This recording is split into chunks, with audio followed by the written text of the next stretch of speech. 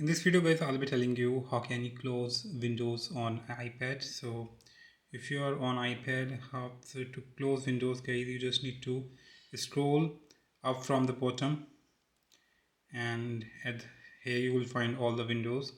Just slide up, just select the app or the windows you want to close and just slide up to close it. Fine.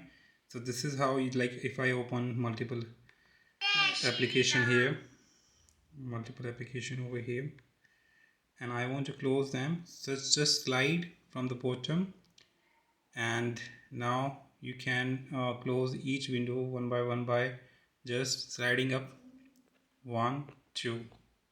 To close it, just slide up, select the app and just slide up.